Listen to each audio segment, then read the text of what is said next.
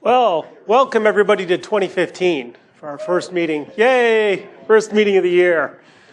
So this is exciting. I'd like to first thank our sponsor of our location, MITRE. It always gives us a great location and lots of space. And they're also one of our silver sponsors, so it's great. Once again, if you can find sponsors, please bring them in. They help provide the food and scholarships and a whole bunch of things that we do that's really good. So, wow, I didn't know I was doing this. I'll do the last one because that's really important first. We've really tried to reorganize the board a little bit so that directors report up through the VPs. We have a new director position that hopefully next year we're going to change the bylaws to be voted in, a VP eventually of volunteerism. It will help people in the chapter figure out where they can come help the board. My mantra is if you have 3 to 5 hours a month, we have stuff you can do. As a director, you don't have to come to the board meeting, which would suck up a significant period of that time. So, really I'm looking for people to have the opportunity to volunteer for things that they really like. For right now, email me. Or if you'd like to be that person that would try to do the crosswalk between the jobs in our group and the things you'd like to do, we're looking for that also. We do have new members of the team. We have Matt, who is our new VP of Programs, which is excellent. Randy is Senior Vice President, is my hot spare in case I drop dead, which is awesome. We have Chris Porter, who's a director, who is Director of Outreach. I'm trying to think who some of the other new members. So we have Nick, who's in Education, and we will be having we have a resignation from the VP of Communications, so I'll be nominating someone, and we may have a chapter vote during the next meeting. So I don't think there was anybody major. That was pretty much it. So my way forward is to try to bring the membership in to do a little bit of volunteering, very little time. If I can spread it out, that will be great. We have our holiday social. Really, we got a great deal because we don't have to pay for the place. Mach 37 is sponsoring it. So please come to the holiday social, invite people. The idea is for them to try out the membership, and you get food and drink, I believe, which is great. We have our ISSA Joint Metro Conference at NIST in Gaithersburg on April 15th. So definitely come to that also.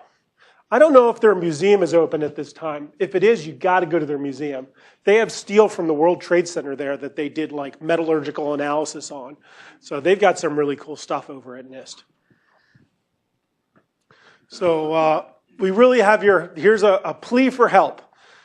Everyone knows that having your doctoral dissertation is really hard. Please go to the ISSA-NOVA homepage and complete a survey on insider threats and ethics. He needs 75 more people to fill out this survey, and then he can continue on his PhD. So please spend just a little bit of time and help this person out. So, congratulations. We have the following senior members and fellows for the group. We do a really good job. Lauren really helps people fill this out. And so we look through our membership and find people that we think meet the qualifications, and we help them fill the form out. So we have a tendency to have a large number, not just because we're a chapter, not just because we have people that are experienced, but we help our members get them. Alex actually was nominated as an ISSA fellow. I think that's 4 in our group. It's either 3 or 4 off the top of my head. Do you know, Skip? Because I know you're one of the fellows. So, we do a really good job at that. So if you're looking for something to add to your resume, look for those qualifications and make sure that you contact the board the next round it comes up. It's usually quarterly or half year, something like that. So congratulations to Warren, Ross, James, William, Alex, James, George, Harminer, Thomas, Michael, Jack, Kurtstoff, Jason, and Ben. So congratulations to them.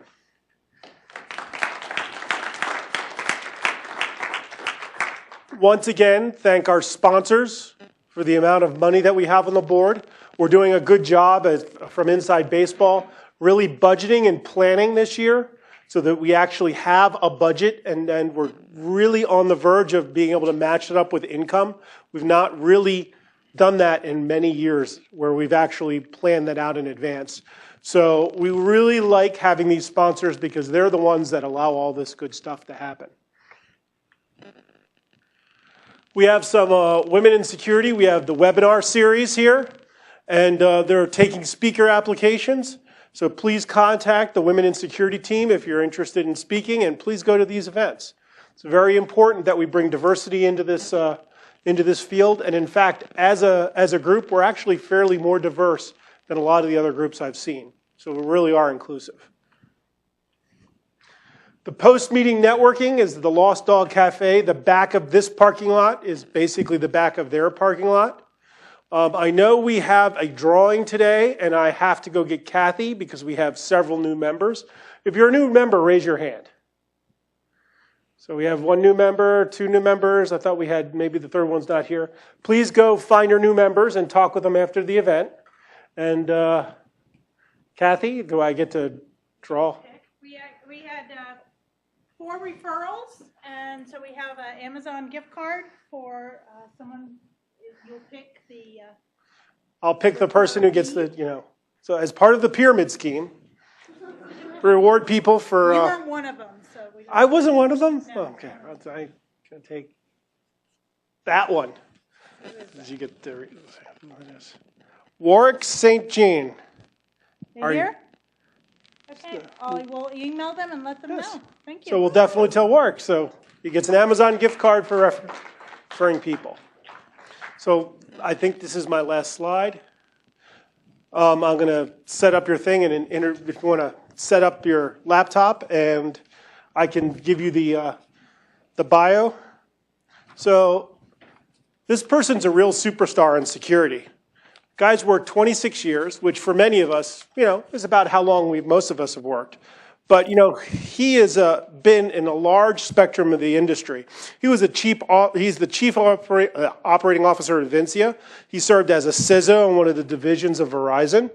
He's got a lot of mobile security experience, which he told me was very hard because there's lots of phone platforms and you have to recompile all the time.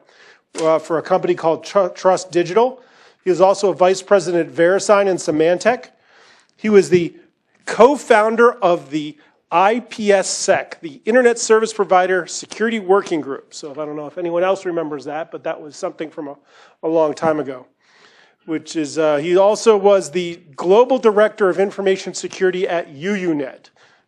So he's been around for a while, so this is awesome. He's held a bunch of clearances and has experience building security infrastructure in classified environments. So this person has really gone the gamut, and I'm glad there are people here where we can talk about what he's doing because we have a good federal government presence, and he's got some good stories to tell. All right, how we doing? All right. Well, first of all, I'd like to start off by saying Happy New Year to everybody. Did you have a good holiday? Everybody enjoy New Year's? Good. 2015, wow. It's really scary to think how long a lot of us have been in the information security business. And I couldn't help but when I found out that I'd be giving this talk for all of you just after the new year, I couldn't help but sit down and think about, where have we come in security over all these years? And I promise I won't spend too much gray hair time talking about history, but it's really important to look at where we've come, and in particular, last year, 2014, what did that year mean in the history of information security, and how did we get where we are today, right here, January 15th, 2015, because I'll just foreshadow a little bit. We're not in a great position right now from an information security standpoint. We're just not. And I'm going to show you why in this presentation. And then we're going to talk about what we have to do to make things better. Because by the way, how many people here are information security professionals? This is your daily job. Awesome, almost the entire room. So, we work on this stuff every day. We spend money. We design and develop new security infrastructures to protect ourselves. And honestly, we've got a long way to go before what we're building is effective today. So we're going to talk about all of that and why. And so why don't we just jump right in it? let's look at sort of the icon slide, the logo slide of who was compromised in 2014. And by the way, I think we all know this is not all of them.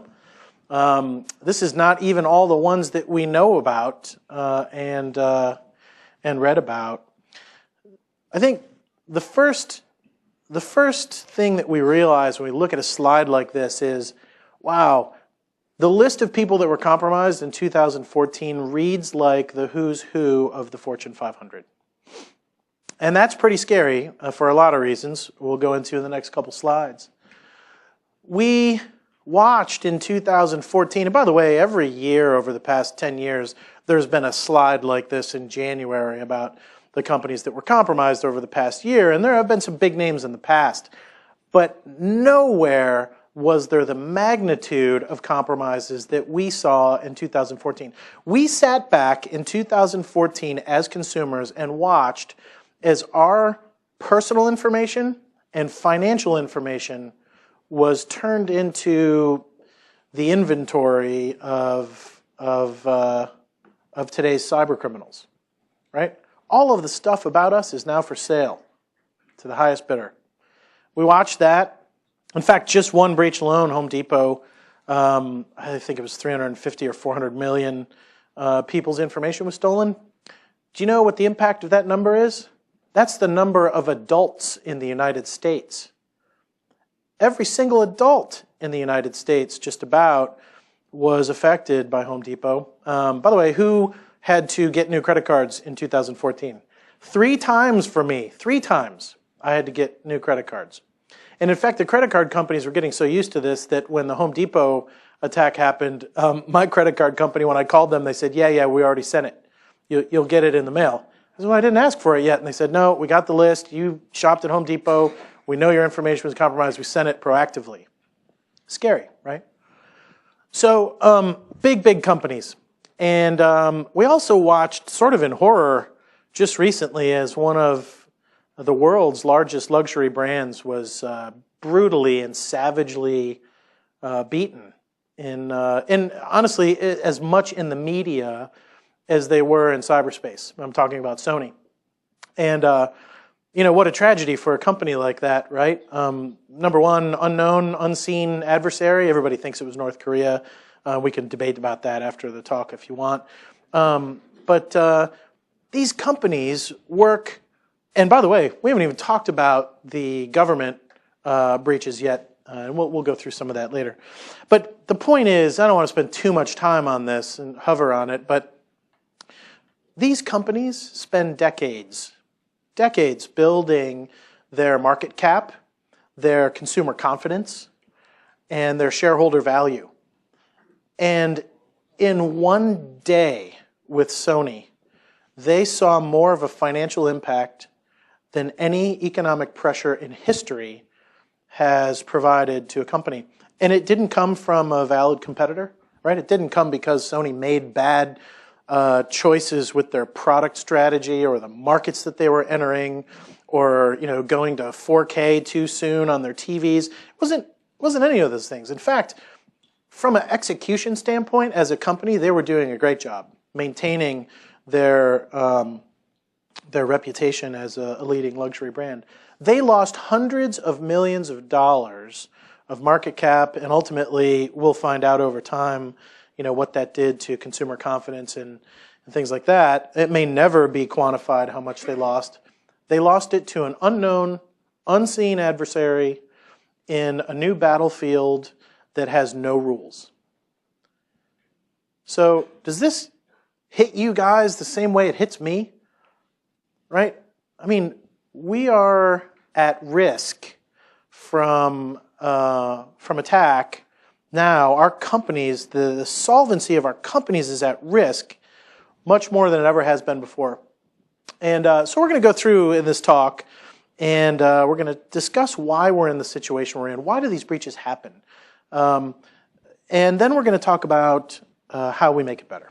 So first, let's just ask ourselves honestly, why did this happen? What happened with these companies? Every one of those logos on that previous screen has a large security team filled with security experts with a lot of letters after their names, like you all have, right? So we're supposed to be really smart about security. And those companies invested heavily in security. They all had advanced security technologies to protect themselves. And in this slide behind me, I forget who it was, I guess it was Steve before the talk. He said, hey, I'd like to talk to you a little bit later about what it's like to be a CISO. Well, you see the guy on the right there? That's the CISO of Sony, or any, I don't want to pick on Sony, I really feel bad for them as a company. Any company that suffered a breach, 2014, that's the CEO on the left, and that's the CISO on the right. And the CEO is asking a valid question. Listen, I asked you what you needed. You told me what you needed for budget. You told me how many people you needed. You told me what classes and education. You told me what intelligence feeds I should pay for you to subscribe to. You told me you needed a SOC filled with smart people that could analyze all the information we're getting. I gave that to you. What am I supposed to tell the board? What am I supposed to tell our shareholders? So that is exactly what's going on here. And it's a valid question, right? If you're the CEO, if you're the chairman of the board, if you're just a shareholder that has one share of stock, you're asking that same question. I look at the annual reports. You're spending $100 million in security. Why am I reading about you and my share of stock on the front page of the Wall Street Journal? Valid question, right? So to answer that question and to talk about what happened, we need to take just a little walk down memory lane. As far as security goes anyways. So let's go back, and I promise this is the part I won't spend a lot of time on. A lot of you are here after work thinking I'm, missing dinner with my kids so this guy can tell me about what happened in the 1980s. We're not going to do that. So let me just tell you real quick. When malware started, it was very smart people that knew coding really well. That found vulnerabilities in code, wrote more code to exploit those vulnerabilities, and figured out a way to drop that malicious software in places where they could exploit computers and systems and people. Right? Once that software was written, it was just made public because in those days everything was public domain. You guys remember? And then people like script kiddies and people that were just interested in security started running this stuff. So in general, in the 80s, and I'm going to lead us right up to the Morris worm, which I think was 1988 or so, security was fairly easy to deal with, right? All the code was pretty much written. You knew that if you found a process running on your system that matched a certain name or a certain hash, that was bad, and you killed it. You removed it. It was gone forever. Right? Computing was simpler. The internet was a lot smaller too, and it was used for a lot fewer things back then. But the point is, this is where antivirus was born. Right? Antivirus was born in the late 80s, around 1990 or so. You could say in response to the Morris worm, probably not, but it was a big driver. And really what it did was it said, okay, we know what malware looks like. We know. It's these 18 things. And so all we're going to do is we're going to write a program that looks for those 18 things, and when we find it, we're just going to remove it. So for a long time, that's what security really was, right? So most malware was custom, very easy to find, and very easy to remove. Fast forward through like the 2000s, and what's happening, right? What's happening on the internet? Number one, the internet got really big really fast. And more importantly, though, what was it starting to be used for? Profit, business, right? People are doing business on the internet. And what do they say? Where there's money, there's corruption. Okay? So now you start to see things changing very rapidly in the 2000s. Organized crime gets involved because now there's a way to rob people of their money on the internet, right? By breaking into machines.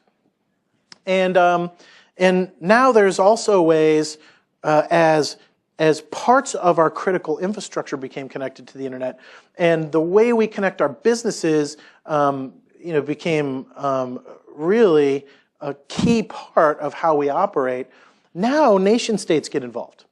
Because now the internet becomes this thing we talked about earlier, starts to become a battlefield. And during this time is when all of the network products, network security products came out.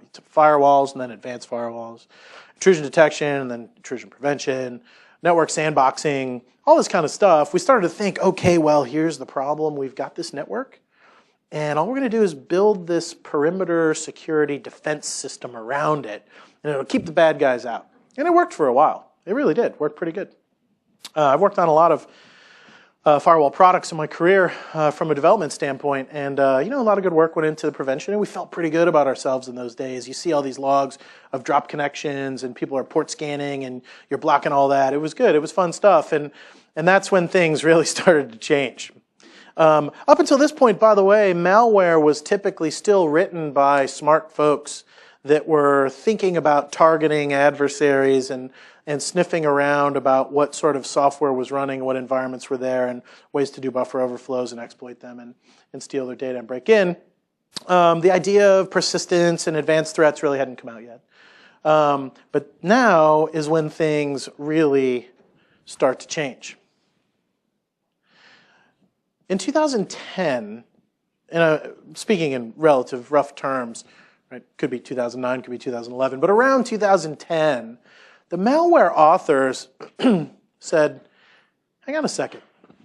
So I'm writing all this malware, and I'm a pretty smart person. It takes me a long time to do it, and I'm not really getting any return out of it. Right? All these other people, cyber crime gangs and stuff, are using my software to make all the money. I'm just a smart person writing the software.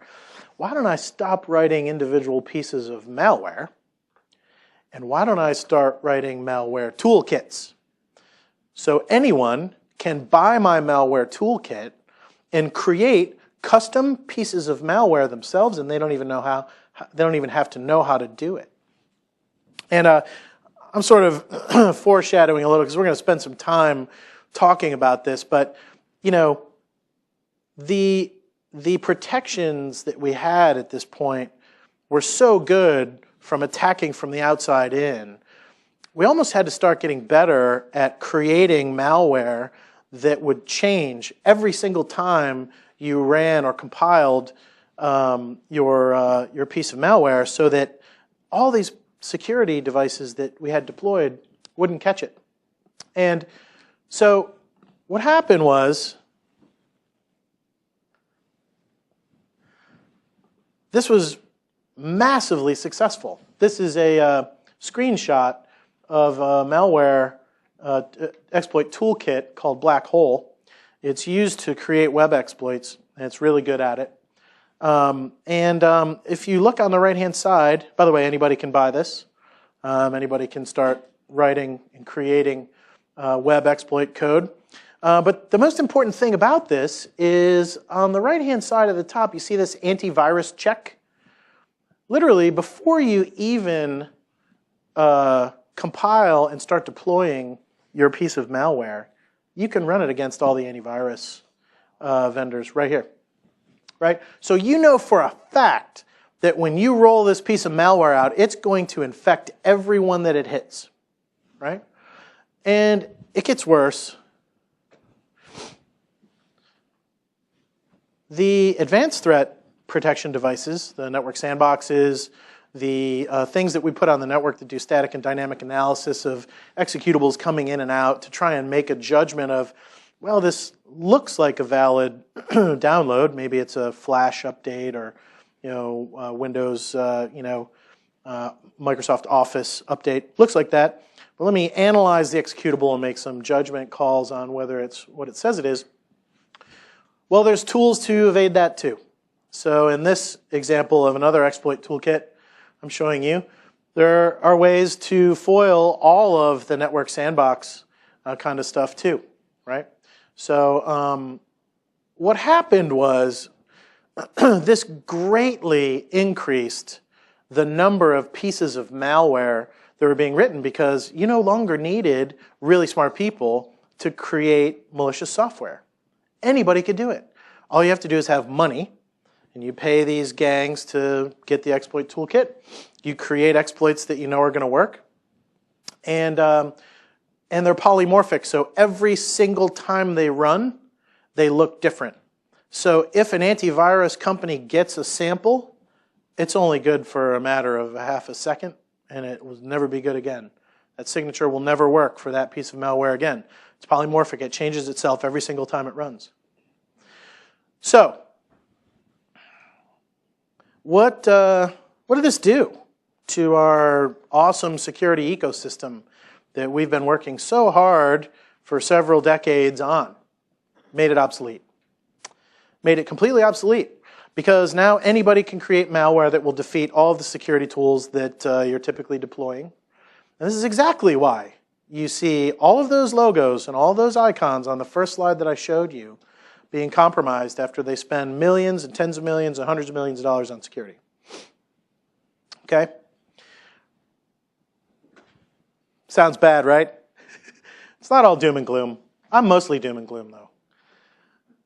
So let's just recap. You remember when I said the evolution curve looked like this? I probably should have explained this graph the first time I put it up, sorry. So on the left side, sophistication low to high. You probably all figured this out, you're smart people. And on the bottom is mass targeting, blast the malware out, and just pray and hope that someone clicks on it or runs it, or that it's effective. And all the way on the right is very pinpoint targeting. I know exactly who I want to go after, and I know exactly how I'm going to go after them. So this is what the curve looked like up until about 2010. Nation states were really advanced.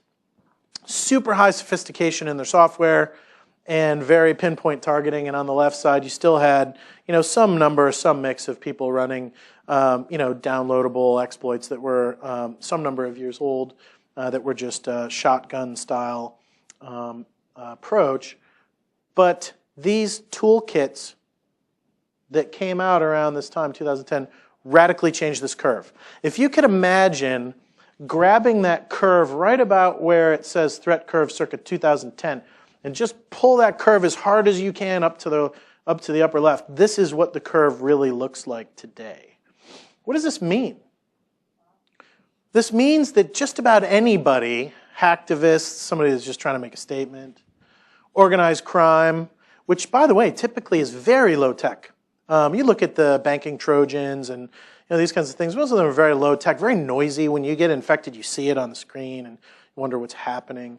Compared to the APT, advanced style threats from nation states and other organized hacking groups are very stealthy and very advanced. Well, now everybody's got that because the toolkits are freely available.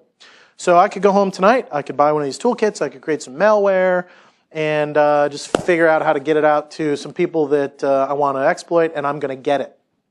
So I'm going to say this again later, but I'm going to say it now just so that it starts to sink in. Malicious attackers, our adversaries, are no longer coming up with pieces of malware, shooting it out there, and just hoping that someone interesting gets compromised. These people are deciding what they want, and then they're just going and getting it. That's exactly what's happening. Home Depot, all of the point-of-sale exploits were that way. All of the banking Trojans, all that stuff is all that way now. They know what they want, and they just go get it. It's that simple. The defenses that we've deployed typically, and I'm being really hard on the security vendors right now, there are some moderate pieces of effectiveness in some places that we'll talk about later. But for the most part, they laugh at what we've built. Okay? So there's your takeaway. Less advanced adversaries now have access to very sophisticated malware, and this makes it very easy for them to target us. So, by the way, who wants to take a guess at how many new unique pieces of malicious software come out every day? 2 million, that's a good number. I had not heard that one before. I know it's high, though. I can back it up. Yeah, good. So, I'd read 300,000-400,000, but whether it's 300,000 or 400,000 or 2 million a day, this is a really bad problem. So there is no security vendor that's going to be able to keep up with that. Right? You just can't. It's a constant stream of new malicious software that will exploit your systems. So raise hands here. Who thinks this is bad? All right, some people are raising 2 hands, and I saw some feet go up. Too. That's good. Well, okay, well, it gets worse. Let's talk about where all these exploits are happening. You notice what I've been talking about exploit-wise. I'm not talking about people exploiting your servers or your routers, right? I'm talking about people exploiting your endpoints, your desktops. Why is that? Why is the desktop or endpoint, laptop, whatever, where the user sits, why is it such an attractive target? Yeah. Yes. You stole my thunder, but it's good, it's fine. I know that you're getting where I'm going now. Let's get there in a second, though.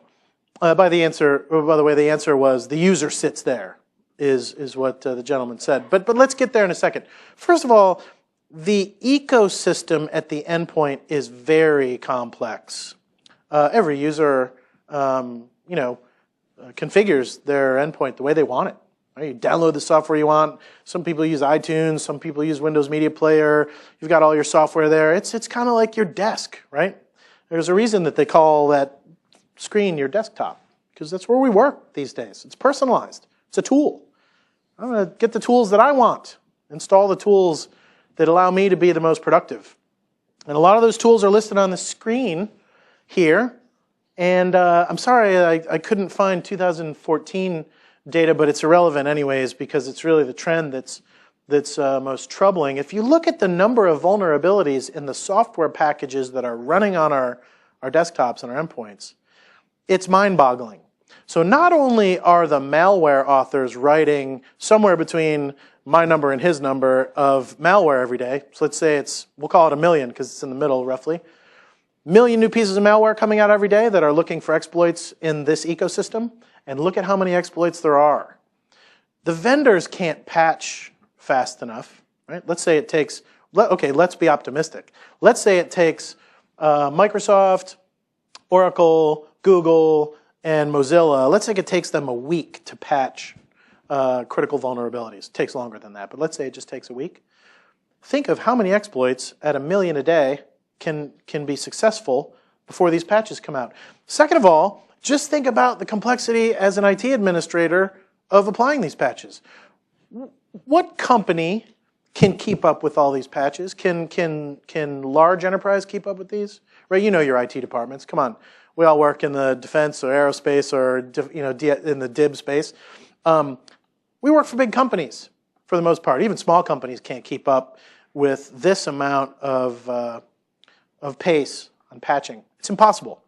So the problem is we have got a very, very vulnerable attack surface, the endpoint, and we've got millions of new exploits every day that are being created to take advantage of that large attack surface.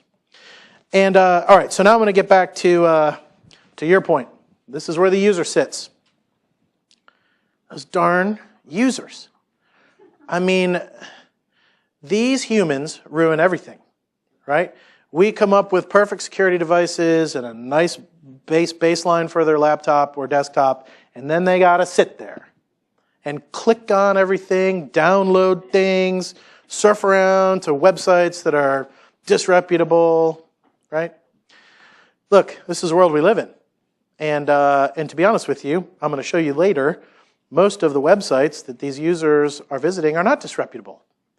They're being infected by perfectly reputable websites that we all know and love. And I'm going to put up a list later that's going to make your mouth drop open. So the user, they sit here at the endpoint, and that is the crux of the problem because it only takes one user. Who here's a big fan of security awareness training, by the way? Yeah, I kind of am too, and you're going to be mad at me when you read my quote in an article that was written today in CSO magazine. They called and asked about security awareness training. And like you guys, I've been in security a long time. I'm a big believer in training the users what's the right thing to do, how to react to potential security issues when they see them and avoid bad things. Here's a problem, and here was the essence of my quote today. I said, while information security awareness training is a part of an overall information security program. Its effectiveness is essentially erased by the fact that it only takes one. It only takes one user to compromise the entire enterprise. Let's say you had the best security awareness training program in the world, and 99 out of 100 of your employees got it perfect. They will never again click on anything malicious, ever. They'll know exactly what a spear phishing email looks like, and they won't touch it.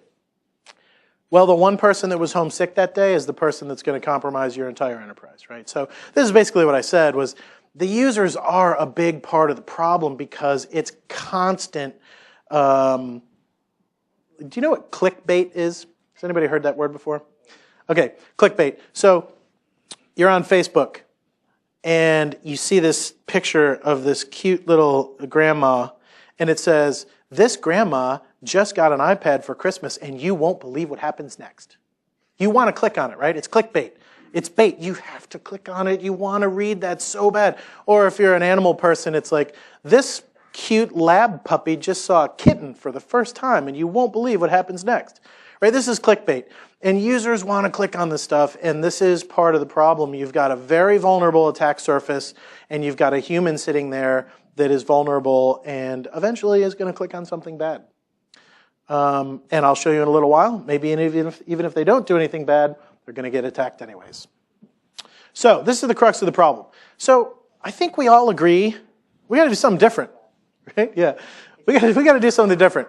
We need change, right? And I love this cartoon. This cartoon says, "Who wants change?" Everybody puts their hand up. I do. I want better security. I want change. Who wants to change? Ooh, look at the time. I got to get home to the kids, right? This is part of the problem. Again, we know we have to change. We've got to get it done. But I think part of the bury head in the sand thing is that people don't know what to change. It's like, okay, this guy stood up there. You would not believe the speech we went through last night. This guy stood up in front of us last night and painted the bleakest picture I've ever heard about security. What am I going to do? Where do I start? Well, that's kind of what we're going to talk about next. And so what I will say here, though, is, we've been spending millions of dollars on these security appliances and protection mechanisms that we have. It's not all lost, but it's also not very effective right now. So let's just jump back one more time to this last slide, and this was the one after we pulled the curve to show you what's happened after the exploit toolkits were released. And at the very top, you see I've added, what do we need? New defenses, advanced endpoint protection. So we have to have a better way to protect that attack surface. Okay, so now we're going to stop the presentation for a second. It's time for me to be in full disclosure mode.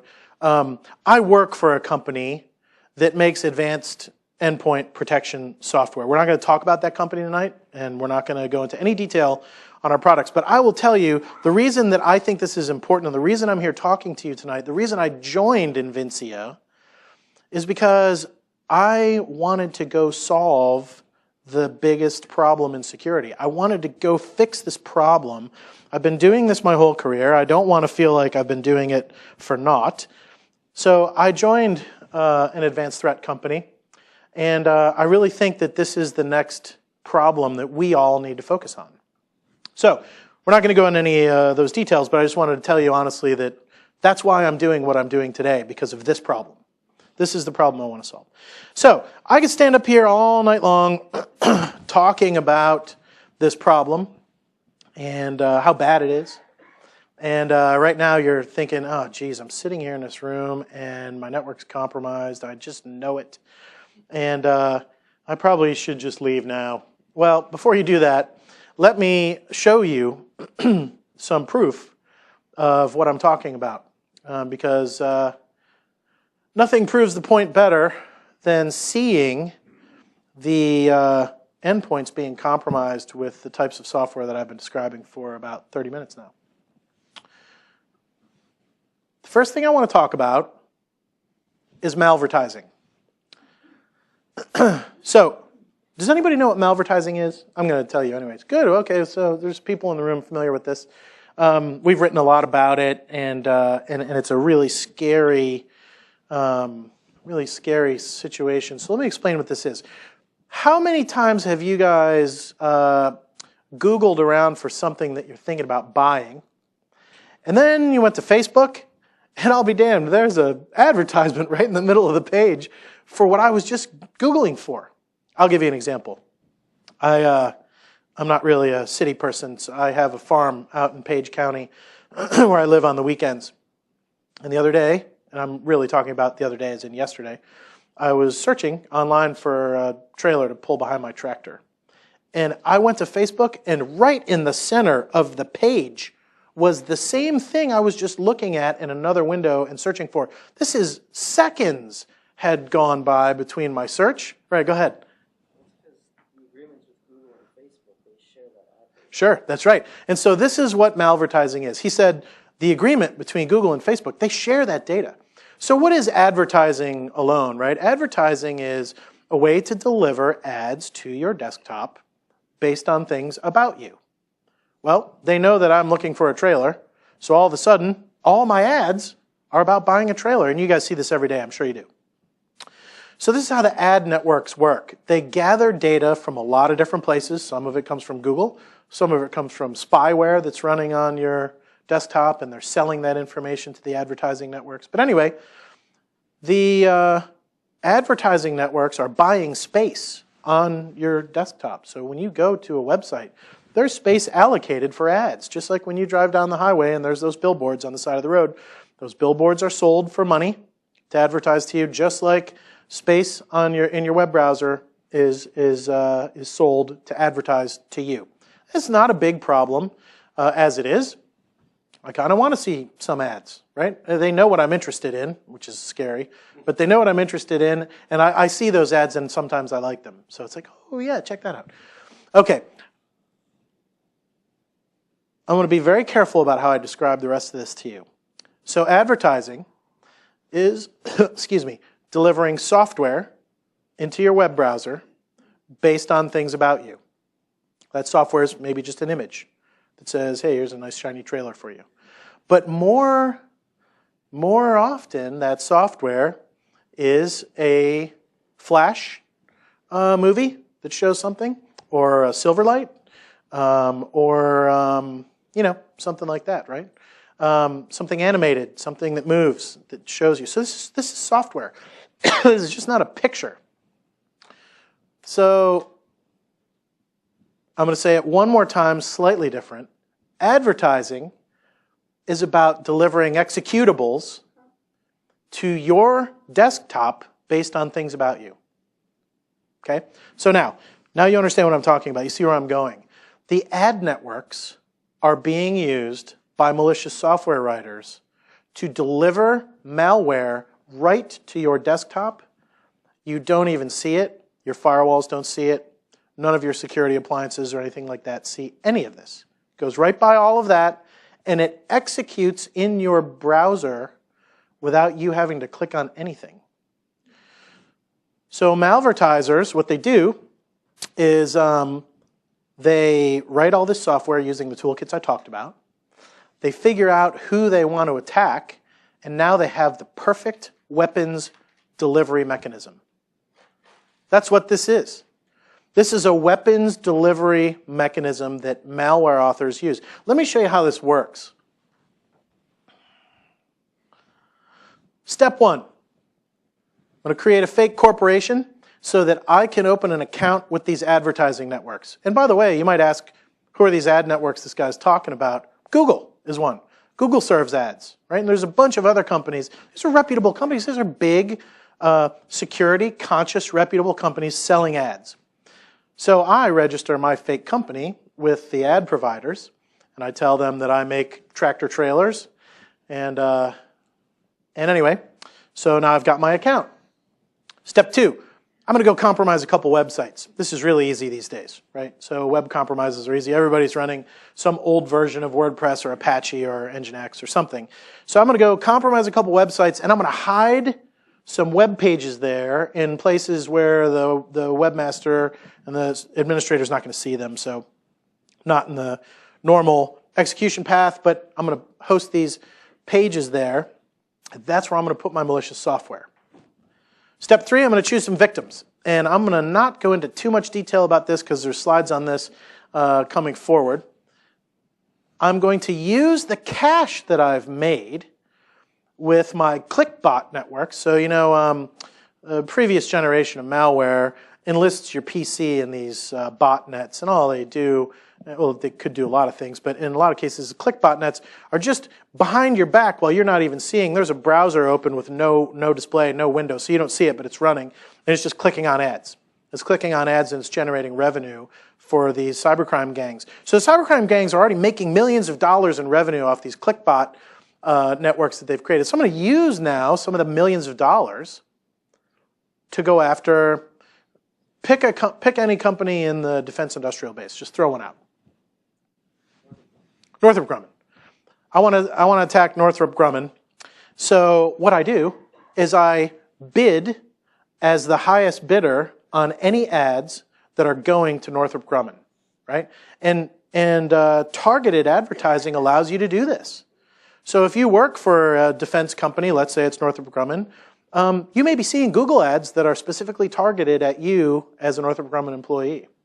And they do this based on IP address ranges. You'll see this in the next slide. Anyways, I'm going to choose my target. I'm going to use the cache to be the highest bidder to win the ads that go to those employees. And then when I win the bid, all I do is send my exploit code, my malware, instead of the ads. You don't even know it. Right? Because it still looks like an ad, except there's a Java exploit behind it that goes and drops a bunch of files, executes some things, exfills a bunch of data, whatever it does. I'll show you some examples of that in a bit. My next step is to go burn that landing page, the website that I compromised. Those things exist for only a couple hours. This is why it's so hard to defend against. If I want to attack you, I compromise a website, I win the ad bid, the ads get delivered, the malware gets taken down, I burn the landing page, and I'm gone. Right? There's nothing left. There's no history, no tracks, no breadcrumbs. And then step 7 is some sort of profit. So if I'm delivering malware to you that's a banking Trojan, I get all your credit card numbers, I get your bank website, usernames and passwords, I get all that kind of stuff. If I'm an advanced adversary, maybe I just sit quietly for a little while and beacon out every once in a while to a command and control server waiting for instructions. Send me all the information on the user's, home directory, whatever that may be. Large amounts of data exfills. So step 7 is the profit, and then you just repeat the cycle. Every time you want to compromise someone new, you just come up with a new set of targets, bid on your ads, spend a couple $1,000s winning those bids, deliver that stuff out. As an attacker, I no longer have to worry about getting my malware to you, because the ad networks have done it for me. We won't spend too much time on the slide. How targeted can this really be? Right down to the individual.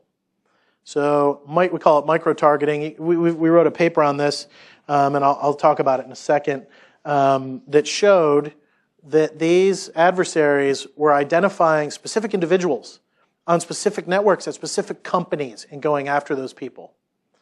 Like I said, this is not a question of, gee, I'm going to write this malware and blast it out there and hope somebody clicks on it. This is, I want that person's personal documents, and I'm just going to go get them. Okay? I'm not making this stuff up. So, our campaign that we uncovered was called Operation Death Click. And it was a campaign that was targeted specifically against all of us, the defense industrial base. Every one of you was probably targeted in this. And it was a really nasty one because it was a blended type threat. We talk about the cybercrime techniques of malvertising, how we get the malware out to the end users, and how transparent and effective that is. But combined with an advanced persistent threat payload, something really nasty. And this payload was doing nothing but stealing information, stealing data from the entire defense industrial base. Right? Every one of our customers that's in the DIB, we saw this happening. We saw the ads come in. We saw them execute, saw the files drop. We saw it try and grab files. And we don't see much more than that because as soon as as soon as that happens, it gets killed and stopped. But we still see all of the forensics. And so this was nasty. We saw every single one of our DIB customers got hit by this. You guys probably did too. So the last bullet is the one that's scary. This threat evades almost all of the protection mechanisms we've deployed, and there is no patch. Can't patch against this, right? This is the whole advertising network. There's legitimate ads out there, and you know, it's a legitimate business. Can't tell Google to stop serving ads. Got to stop the malvertisers. We've got to find a way to stop these pieces of malicious code from executing successfully and doing damage.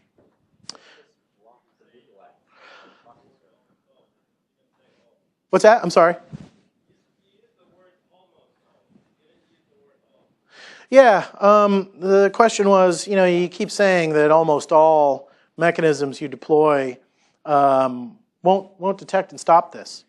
And I'll tell you, the only way to stop these types of threats is to contain them, so that because you can't predict the exploit's going to happen. There's new code every single minute, every second is a new variant of this malware. So when it executes, you're not going to know that it's malicious. You've got to contain these threats so that when they detonate on the endpoint, so when they detonate and try and do bad things, their scope of reach is very limited. So that's what we do. Everything on your desktop runs in a container, and that container does not have access to any of your files or anything on the endpoint. So when one of these things detonates, it goes to try to grab files, there's just no files there to grab. And so there are, and we're not the only company in the space, right? There are other advanced threat companies at the endpoint. Most of those companies will do a good job protecting you against these kinds of things, because we're not trying to stop the malware from executing. Let it execute. Have fun. Nothing there to grab. You know, no credit card data to steal. No contacts database to use to spread to other victims. So there are some things that are effective, but I promised not to make this a sales pitch, so that's why I'm not talking in specifics. Hope that's okay. Okay.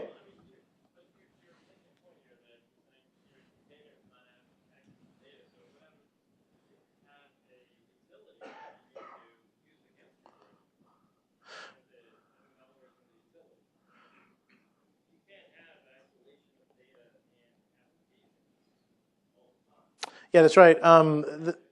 Yeah, and if you don't mind, I'll just paraphrase what you said. Look, you know, you can't contain all of this stuff and have no access to data, because there are tools that we're running in our web browsers and things like that that need access to data. And so there is no perfect security solution, I will tell you that. What I will tell you is when these applications, like a web browser, starts doing things like creating new executables and launching them, those are the types of things we look for that are just not a valid action for that application. So yes, so we're not rendering you useless on your endpoint to do your daily work. So the container is not a solid container, I guess is the best way to say it. It's probably the easiest way to answer your question. Okay, I'm going to go kind of quickly through these next 3 slides. These are examples of what I talked about. This was a defense industrial customer.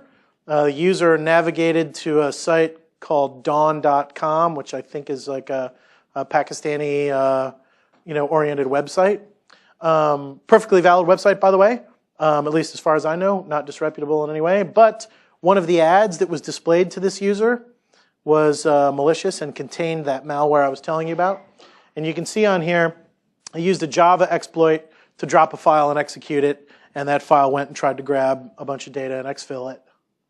This one was a user at another customer, and you notice we don't ever talk about our customers, and when you see some examples that I show that have IP addresses, it's all blacked out, so there's no identifying characteristics. We don't even talk about our commercial customers by name. This one was a let's see, where is it here? Yeah, Internet Explorer bug. that was exploited on psychcentral.com by an ad. And you can see in the list on the left, it dropped a bunch of files, executed one of them, tried to do some bad stuff, we killed it. And this was also part of the same campaign. And then the third one, fleaflicker.com, is like a fantasy sports website. Again, person was just browsing there on their lunch break. Well, let's see what time it was. There's no timestamps on the left. So anyway, browsing there, malicious ad was delivered based on who they worked for. And you can see this one was another Java exploit, dropped a couple files, executed, tried to steal some data and exfil it out, and we stopped that and saw it too. So a question that people ask a lot is, hey, I spent some money on these expensive web proxies that are supposed to filter all this stuff out. All this stuff you're talking about, this malvertising, can my web proxy protect against that? And the answer is no. And the reason is because, remember, these are all burner domains and burner websites that are used to deliver this malware. So by the time a proxy vendor gets a note that, hey, this is a malicious domain or a malicious website, you got to block your users from going here, man, it's been gone for days at that point, at least hours. So that's that. And the next thing I want to talk about is ransomware. This is another really nasty one. Has anybody been hit by this, by the way? A lot of people getting hit. Do you know what ransomware is? So ransomware, again, this was typically delivered via phishing or spear phishing emails, disguising something in an email that looks like something you might be interested in, trying to get you to click on a link or open an attachment. And instead of being what it appeared to be, it's actually an encryption program that encrypts all of your files on your hard drive and then swindles money out of you to decrypt them. It's called ransomware. CryptoWall is the most probably well-known one, but this is also rampant right now, not just via what we were talking about before, phishing and spear phishing, but now almost exclusively being delivered via malvertising. So this malvertising thing, there's a few things I hope you walk away with tonight when you leave. One of the things I really want you to leave with is, man, this malvertising thing is a big problem. Because it's the malware delivery mechanism now that all the bad actors are using. It's the easiest way to get malware out. Yeah, go ahead. Yep, that's a great description and explanation. And I would only add, let's bring this back to, we're at war here. Again, it's the perfect laser precision weapons delivery mechanism we could possibly have. Okay, so it's also being used to deliver ransomware, something you should be aware of. Again, this is, the end user, right? Here's your latest bank statement. Click here to open it. Oh, sorry, everything on your hard drive's encrypted, and now you got to pay bitcoins to get it unencrypted. So, yeah, right, of course. And if this one actually is bitcoins. The next one is one of my favorites because they make it look like the NSA. Your computer use has been suspended because of porn. And of course, we've blocked all that out. But this is very popular these days because some people read this and are like, "Did the NSA bust me? This is not good, right?" And they actually think about it and they're like, "Well, it's only $50. Maybe I'll just pay the ransom and it'll go away." Because it says right on here. I know you can't read the text. I'm sorry about that, but the text does say, "Look, if you just pay the ransom, we're going to erase the files. There's no problem. You're going to get all your files back. No big deal. Slap on the wrist, $50. So this is what cybercrime gangs are doing right now, right? They're using this laser sharp weapons delivery program to deliver things like this to you guys and our parents and people that sit at home, and they're paying the $50 to get their files back because they don't do backups and stuff like that. Anyway, I just wanted to run through some of these examples with you. Now, this is the slide I was telling you about that is probably going to surprise you. These are some of the websites that we have just seen in the past couple weeks that are delivering malvertising. Look at these. Huffington Post. By the way, this was delivering a lot of malware. The Blaze, Dictionary and thesaurus.com. Man, I use those every day. What else we've got over here? Yahoo, Bloomberg, Realtor.com. Oh, I've got a great example to show you about Realtor.com. It's a shame. But anyway, this just shows you that it's not the web property that's at fault here. It's not their fault. Is Forbes on here? Because Forbes is a big one we've seen. Okay, watch. Follow me on Twitter if you have Twitter accounts, or follow Invincea on Twitter.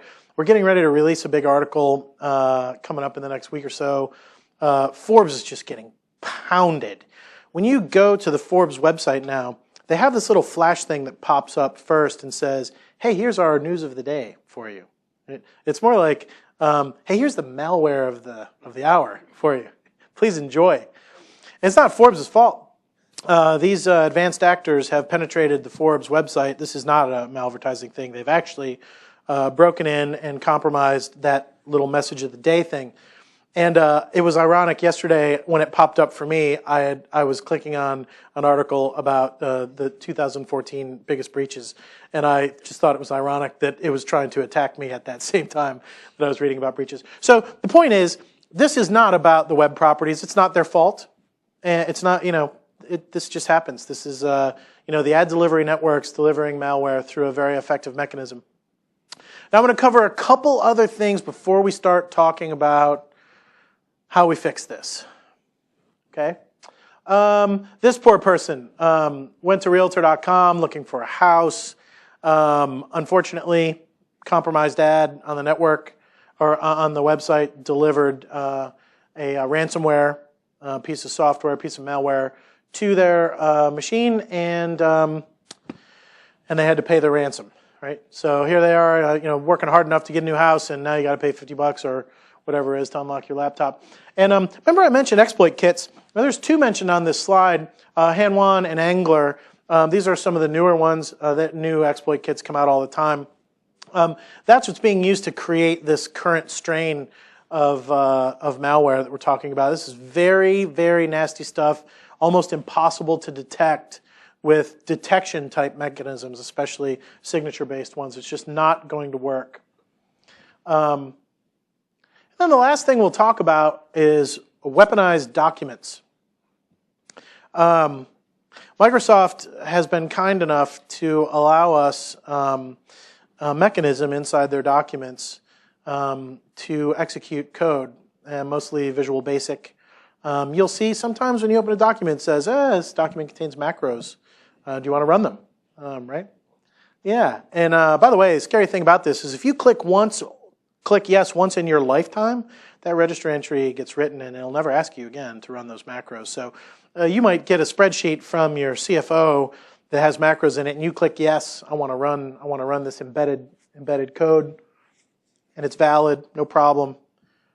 The next day, you might get a weaponized document in your email, and it runs without you even knowing. Yep. And so here's what happens. So I'll walk you through the stuff on the right. You don't have to be able to read it. Basically, Microsoft Word starts up, and this is all running in our container, so we get a good view of what happens. User starts up Microsoft Word because they've double-clicked on a document called resume.doc. Unfortunately, resume.doc actually is a piece of Dridex malware, which is a banking Trojan. And but it also opens up a resume while all this stuff is going on in the background. 3 seconds later, a couple files are written that are executables, and then those files are launched, and Dridex starts doing its bad stuff, right? So it's beaconing out, it's talking to a command and control server, it's looking through all of your information, starting to scrape your usernames and passwords, capture all your keystrokes, all that kind of stuff. You think you've opened a resume, you close it, goes away, everything's fine, you think, oh, the resume was boring, I'm not going to hire that person anyways. Guess what? You're now infected forever. Well, until you rebuild your machine, because Dridex is persistent. It's going to stay there with you forever. So weaponized documents are very, very dangerous. In fact, they're so dangerous, in our own network, we do a lot of malware research. We have an entire team that dissects what these pieces of malware do and what toolkits they were created with and how they're delivered and blah, blah, blah. We do not share the weaponized documents internally. Sales engineers love to go out to customer sites and do demos, live demos of malware infecting, their laptop and stuff. And we do that in a controlled way. We run VMs and disable network and all that stuff, so it's pretty safe to show. But with weaponized documents, it's just too easy to slip up. It looks like a resume. You know, you find the USB key later. Oh, hey, look at this. Huh? Somebody dropped a USB key. See what's on that. Put it in my laptop. Oh, it's a resume. Huh, wonder if we ever hired that person. Click.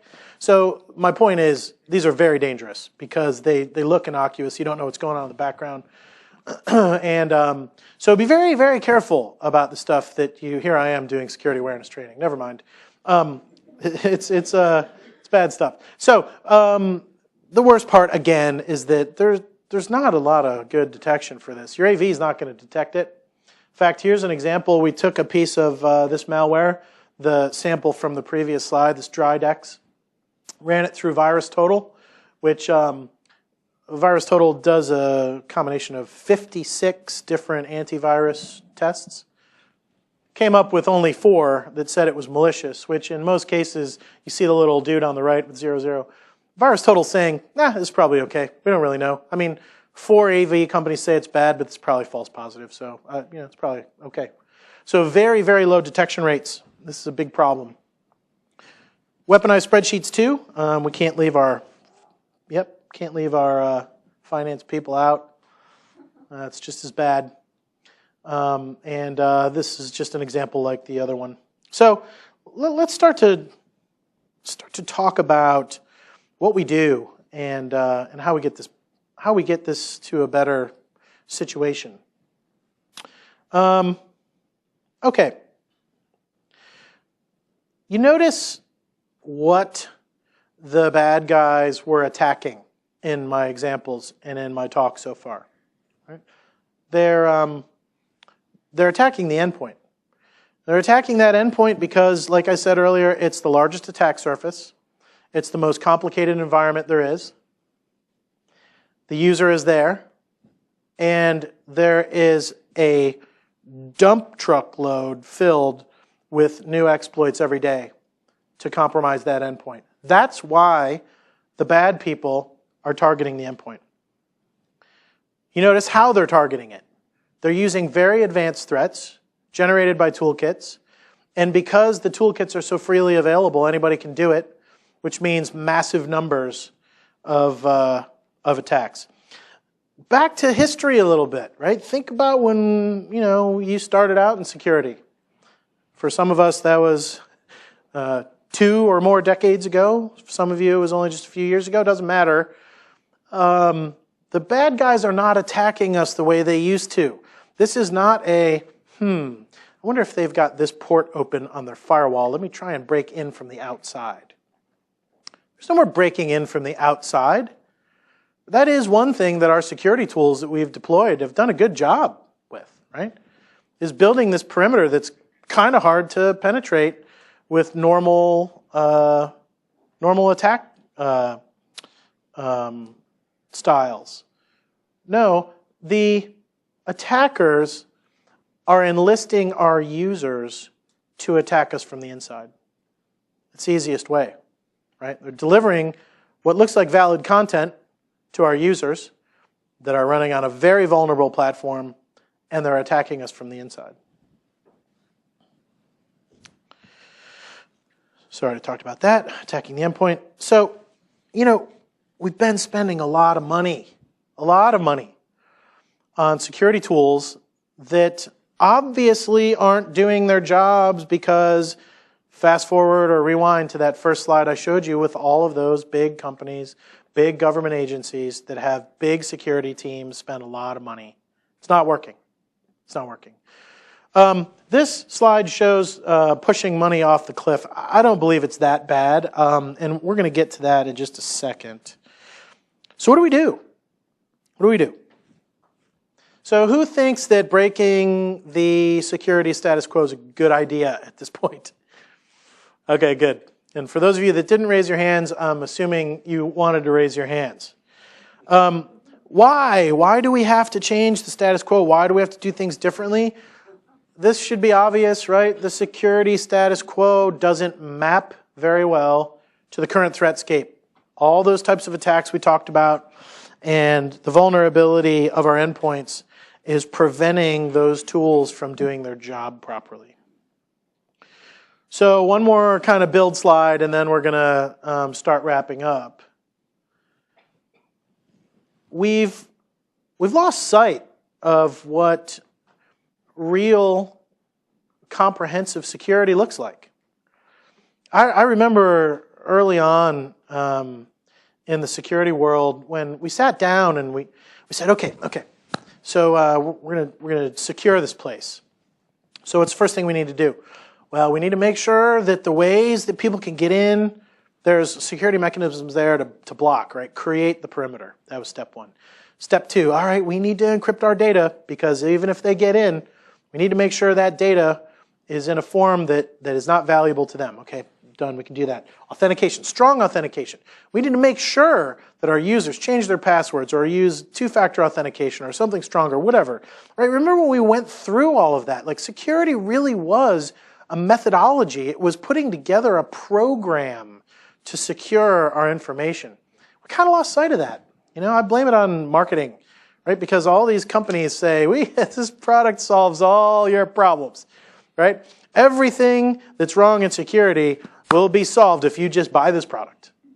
It's like, I don't know. You know, for a couple years I got out of the security industry because I got frustrated. I went to RSA conference, which had become a great conference in our industry, and I saw every company saying that they were a big data analytics, cloud security, advanced threat company. Oh, well, great. Well, then I can just pick any one of you then and pay whatever you ask and all my problems are solved. And it really frustrated me that we were falling victim. We were losing sight of what was real security, and we were falling victim to this marketing stuff. So we've lost sight of what comprehensive security is. You hear this a lot. Hey, you know what we really need? We really need prevention. We've got to have prevention on our network. And then you hear other people, no. It's not about prevention, it's about detection, right? This is one prevention company talking to a detection company, right? So the truth is you need both of these things, and others too. You need detection on your network. You need to be able to detect threats. You need to prevent them too. You also need to be able to respond to threats, right? You need to be able to do remediation. So there's a lot of things we need, and I think it's lost in the media today. So my point here is the only way to solve this problem is with a comprehensive information security program that includes a lot of different things. We have ignored the endpoint. Well, all right, I usually say 10 or 15 years. I'll argue that we've ignored the endpoint from a security standpoint since about 1990. I'll tell you why. Who, before this talk anyways, thought that antivirus was what you needed on your endpoint to protect yourself? Okay, good. Well, that's a good sign. That's a good sign. Well, I'll tell you, the majority of the industry still thinks that, right? Why is that? Well, just read the PCI audit requirements. It says you need antivirus. It says that. It calls it out specifically. You can't deploy anything but antivirus and be PCI compliant. It's a huge problem, you guys. Huge problem. Now, they did make some changes this past year. It says something about anti-malware. But anyway, so we're getting there. The problem is people still think that 25-year-old technology, which is essentially pattern matching. Oh, this looks funny. It doesn't match anything in this list of 2 million known bad things. I guess it's okay then. You know, that's all antivirus does, pattern matching, right? This is not about pattern matching. This is about capability clustering. This is about looking at what a process or a suspicious binary is doing and comparing it to things that you know are bad and saying, hey, you know, I've never seen that before, but that's not surprising because there's millions of things every day. Yeah. Yeah, but in some ways, it's good at predicting the past and easy threats so they get out of your way. So it's like saying, I want to keep my teeth, but if I get punched in the face, I'll lose my teeth, so I'm not going to brush my teeth anymore. That's right. That's a real... Yeah, that's a really good example. Can I reuse that just now? Can I restate that? So this is like saying, I care about the health of my teeth. And if I go to a boxing match, I might get my teeth knocked out. So I'm not going to do that. I'm going to not go to boxing matches, and at the same time, I'm going to stop brushing them as well. I'm going to stop the preventative stuff because I'm worried about about my dental hygiene. So the point is, yes, it does still protect against old things. It can still detect old things. Antivirus actually, within a month or so, they usually get stuff. Problem is you get compromised for a month before they get it. But it's okay. So I'm going to get to that point. I'm going to stop bashing all these tools in a second. Problem is, though, we have ignored the endpoint. We're still protecting it the same way we protected it 25 years ago. And it's time to stop that. Stop writing the big checks. Okay, let's get to, so what I was saying is we need to retool our enterprises and our organizations, government organizations, for advanced threats. We have to do that. And this is every CISO's, and yours too, New Year's resolution. We've got to start looking at products that stop all of the stuff that I was talking about. Malware factories cranking out millions of new binaries a day. We've got to find a way to stop them.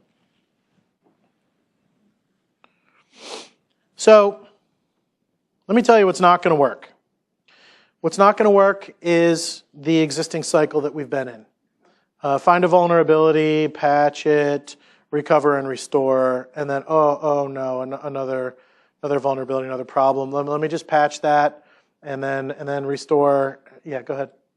Solution. No employees can use any free email systems on any corporate computer. Just make it policy, block all the Hotmail, Gmail, Yahoos of the world. Block them all. Sure. So the recommendation was, all right, just block all those free email things, Hotmail, Gmail, AOL, all that kind of stuff. Block them all.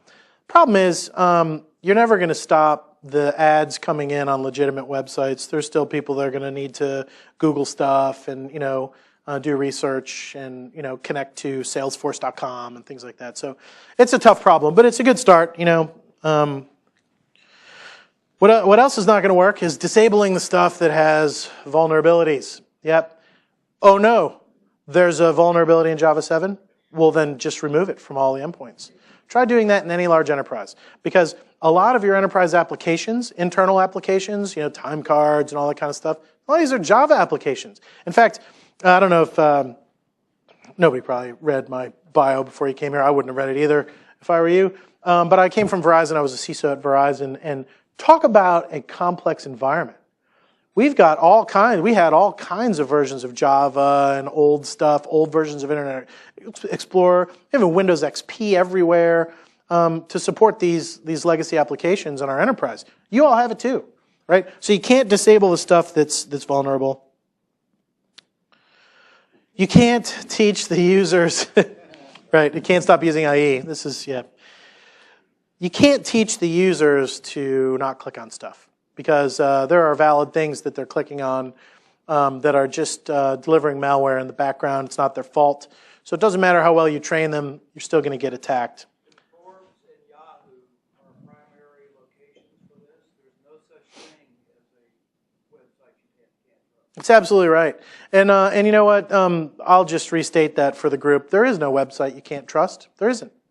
It's too easy to compromise these web properties. It's too easy to use the ad networks to deliver malware when the web property doesn't even know about it, right? All they're doing is saying, this space available, right? They're making money off those ads. And so anyway, I'll tell you what will work. Let's start to do that. This is kind of wrapping up here. So I want to talk a little bit about what will work. What will work is a comprehensive security program. And we've talked about that. I've mentioned it several times tonight. The perimeter security defenses that you've put in place, not all bad, right? In fact, a lot of the advanced threat network appliances and stuff work pretty well for certain things, not for what I showed you tonight. And so we really need to find a way to plug this last hole. And I'll say it's the last hole as of today. There are going to be new last holes as we go through this. This is a leapfrog thing. We're in an industry that is designed that way. The bad guys learn how to do stuff in a new way, and we learn how to protect against it. Sometimes we're ahead, sometimes they're ahead. But the trick is going to be figuring out how to contain these types of threats so that when exploits do happen, 0 days, malware factory exploits have never been seen before, we limit the exposure of our enterprise. So the things I wrote up there, those are going to work, right? And there's more. This is not an exhaustive list. So I think the investments, even though I beat up on the effectiveness of a lot of them tonight, the investments are not lost. Because, like we discussed earlier, those legacy threats are not going away. They're still there. We still need to be able to protect against them. But my point of the talk tonight, and I hope this has come across clear, is that we've left a base uncovered. And that base is the endpoint where we all sit. And, another thing I meant to talk about earlier, everybody usually in talks like this, when I talk about endpoint security, somebody raises their hand and says, well, you're a Mac user. You're fine, right? No problem, right? This is a Unix box and, there's no Mac exploits. Right, yep. Not the case. Not the case at all. In fact, a lot of the malware we see today, the first thing it does is check to see what platform it's running on. Linux, no problem. Got an exploit for that. Windows, no problem. Got a bag full of exploits for that. Mac, no problem. Exploits for that too. Mobile device, yep, got those too. Right? All compiled, or all contained, not compiled, all contained in the same malicious payload. It extracts based on what platform it's running on. Right? Oh, I didn't really go into too much detail on fileless exploits either. That was an interesting thing. Well, maybe we'll cover that another time. So anyway, we've left a base uncovered. That base is the endpoint. We really, really need to start focusing on that. Do some homework. Take a look around. Google advanced threat protection at the endpoint, and see what you come up with. There's some good companies, including ours, writing some software in the space. It's a new space covered by Gartner as well. Gartner knows that this is a problem, and they talk a lot about how 2015 is a big year for advanced threat protection at the endpoint. I believe that too. That's why I joined this company. And you guys know, working for a big company is cushy, right? Verizon was cushy. Big office, the corner, big desk. Now I sit in a storeroom. I work for a software company. I did that on purpose, though. I did that on purpose because it's the problem I want to work on. Right? It's this is the next big security challenge that we should all be focused on. Okay. I always like to say there's one last thing. So hopefully you're going to walk away with, man, I really need to do some research on endpoint protection, especially with regard to advanced threats that we talked about tonight. But how many people saw the data breach study that was put out by the Ponemon Institute last week? Yeah, I keep saying Pokemon. That's terrible. And by the way, your computer will autocorrect it to Pokemon. Yeah, I had to fix it in the slide a bunch of times. Okay, so they did a study in 2014 for companies over 1,000 employees. How many of our companies are over 1,000 employees? A bunch, right? How much do you think, first of all, 59 companies were surveyed in this study. How many companies out of 59 do you think were compromised in a major way last year? He said 60. Out of 59, all 60 were compromised. It was 100%. The answer is 100%. 59 out of 59 were compromised in such a way that it cost them over some number of millions of dollars to remediate. And the average cost of remediation was $12.6 million for these companies. You all do budgets, right? I do a budget every year too. Who budgets $12 million a year for incident response? Well, that's the purpose of this slide. We no longer live in a world where we can count exploits, successful exploits and breaches as a surprising occurrence. All right, we as security experts need to build into our business plan how to not only remediate but respond to security incidents, because it's going to happen to every single one of us. And let's hope that we've deployed our security tool sets in such a way that the impact, the reach of these compromises is minimal. Like the things that I showed you on the screen tonight, every one of those compromises never left the container that it was running in. So no user data was compromised, no corporate data was compromised, but it's still a breach in our mind. How did that get past my defenses? Let me work on that. So it needs to be part of your everyday life as a security person, and it needs to be built into your budget, and you need to plan to respond to security events. What questions do you have?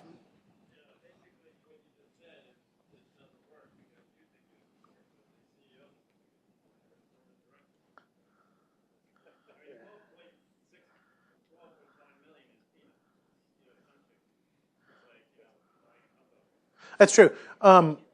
Yeah, let's talk about that for a second. So the point was, hey, $12.6 million is really not a lot of money for a company over 1,000 people. But remember, that was an average, and it was only 59 companies. I bet if you asked Sony that question, or Home Depot, or Neiman, or any of them, they would argue differently.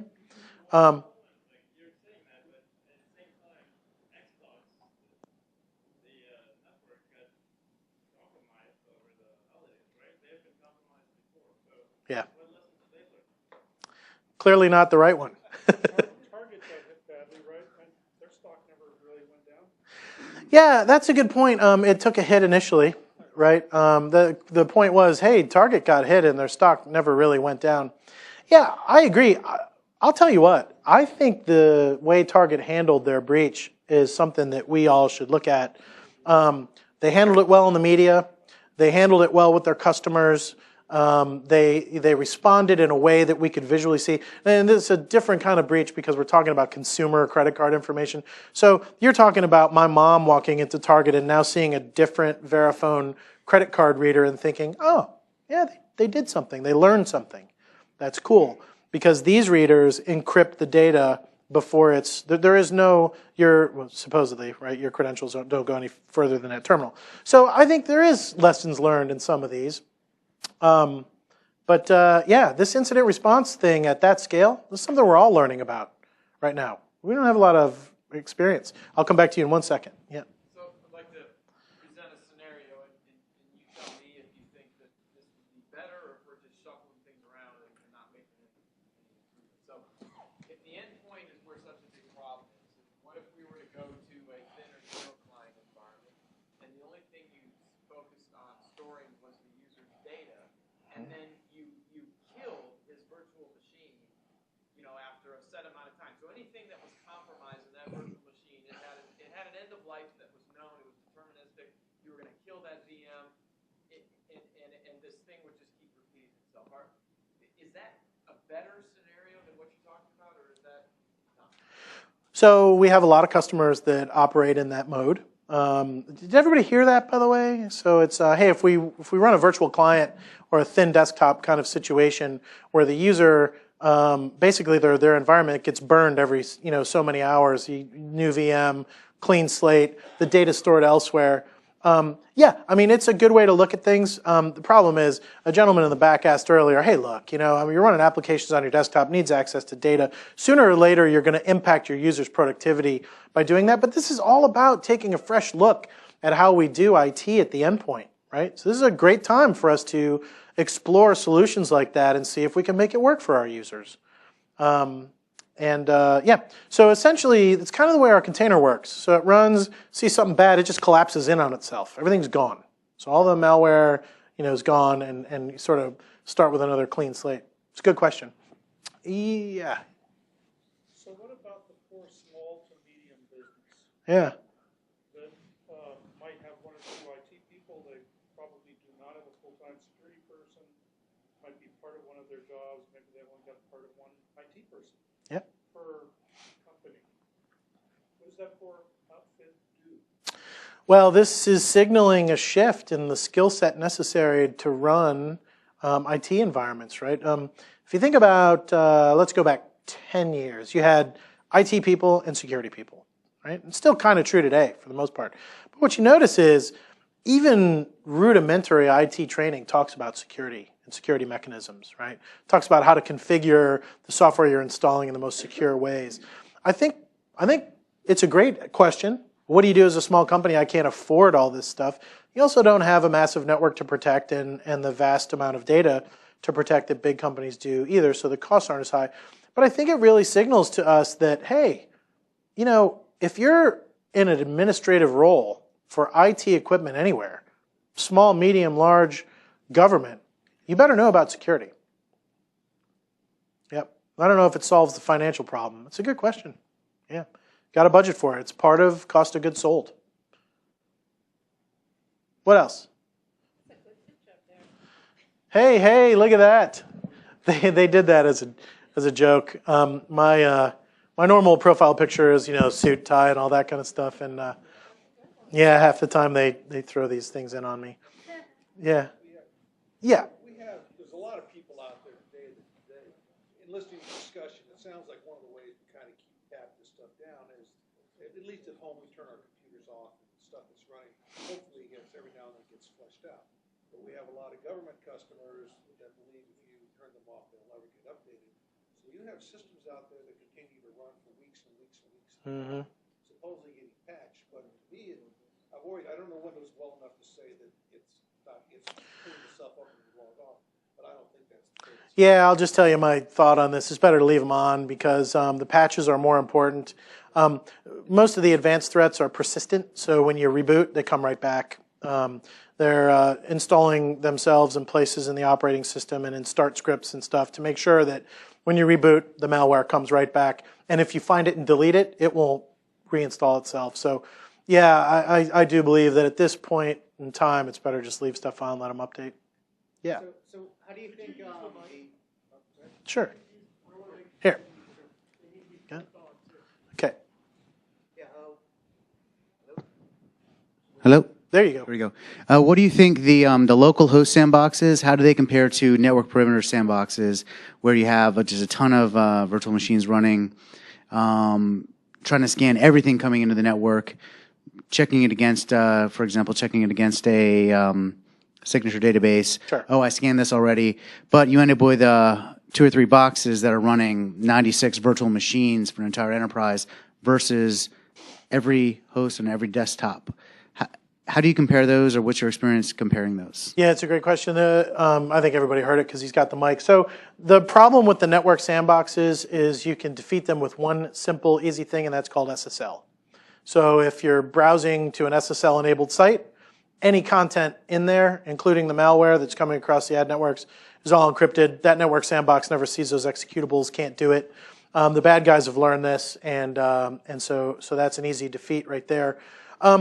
I think the trick is you cannot impact the user's performance or productivity at the endpoint, no matter what your solution. Many security vendors learn this the hard way. So a full VM at the endpoint, not really a great idea. Just think about the old XP boxes and small memory footprint machines that are still running in our environments. They're just not capable of running a full VM or 2 or 4 or 10, depending on how many tabs you have open. So it's the solution at the endpoint is very important. The sandbox idea is a good one. VM idea at the endpoint is a bad one. Yeah. Okay. What else? Who wants to go home? Okay. Listen, I really enjoyed speaking to you guys tonight. Follow me on Twitter if you want to keep up with some of the news and announcements on this stuff. We probably tweet, I don't know, 6 times a day new exploits that we're seeing. And, happy to have you guys follow us and see. So thank you. I hope to be able to talk to you guys again.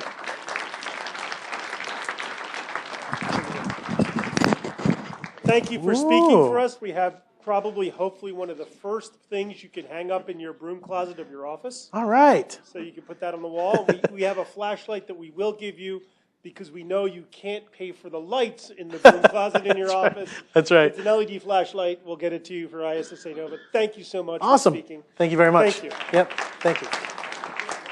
Oh, that's cool. Thanks, guys. Yeah, appreciate it. Thanks so So much. please don't forget to go to Lost Dog and continue afterwards. And thank you very much for the first meeting of the year.